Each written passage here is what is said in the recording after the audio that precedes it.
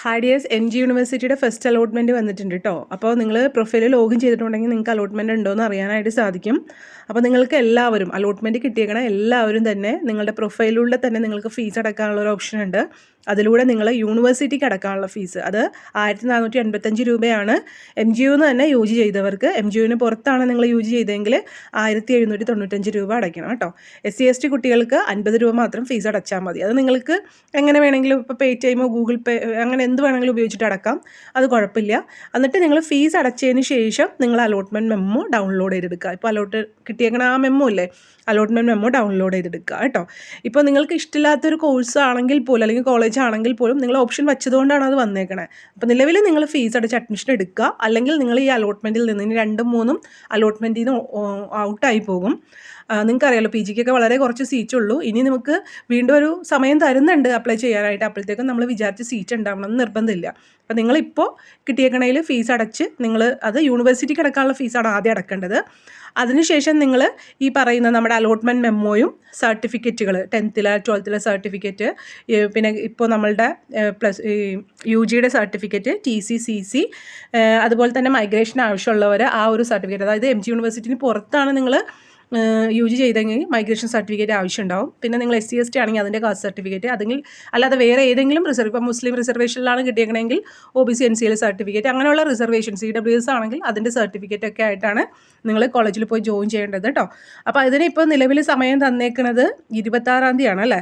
അപ്പോൾ അതിനുള്ളിൽ നിങ്ങൾ കോളേജിൽ പോയി ജോയിൻ ചെയ്യുക. പിന്നെ കോളേജിൽ ജോയിൻ ചെയ്യുമ്പോൾ അവിടെ ഒരു ഫീസ് ഉണ്ടാവും കേട്ടോ. അപ്പോൾ അത് എത്രയാണെന്നുള്ളത് നിങ്ങൾ കോളേജിൽ വിളിച്ച് ചോദിക്കുക. ഇപ്പോൾ ജോയിൻ ചെയ്യേണ്ട ആവശ്യമുണ്ട്.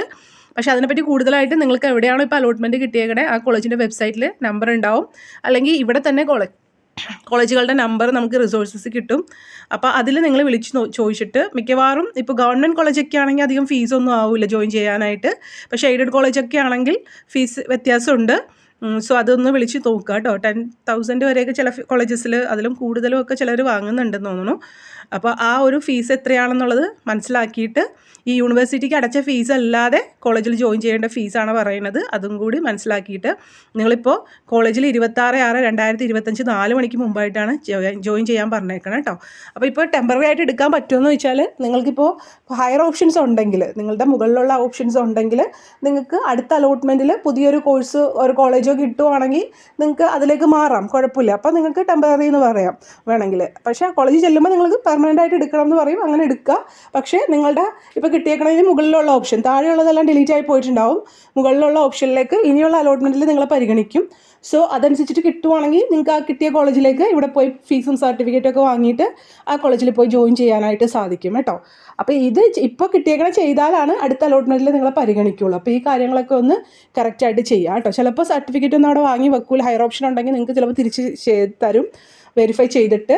അല്ലെങ്കിൽ ഫീസ് അടക്കുന്ന കാര്യത്തിലും ചില ഫീസുകളൊക്കെ നിങ്ങൾക്ക് ഒഴിവാക്കിയൊക്കെ തരാനുള്ള ചാൻസ് ഉണ്ട്. അപ്പോൾ അത് നിങ്ങൾ കോളേജായിട്ട് തന്നെ കോൺടാക്ട് ചെയ്യണം കേട്ടോ. അപ്പോൾ പെർമനൻറ്റ് അഡ്മിഷനാണ് ഇപ്പോൾ എടുക്കേണ്ടത്. പക്ഷേ ഹയർ ഓപ്ഷനിൽ നിങ്ങൾക്ക് പുതിയ അലോട്ട്മെൻറ്റ് കിട്ടുമ്പോൾ അതിലേക്ക് മാറാനായിട്ട് സാധിക്കും കേട്ടോ. അപ്പോൾ എന്തെങ്കിലും കൺഫ്യൂഷൻ ഉണ്ടെങ്കിൽ അതത് കോളേജുകളുടെ വെബ്സൈറ്റിലെ നമ്പറുണ്ട്, അതിൽ വിളിച്ച് കോൺടാക്ട് ചെയ്ത് ചോദിക്കാം കേട്ടോ. Take care, stay blessed. Thank you.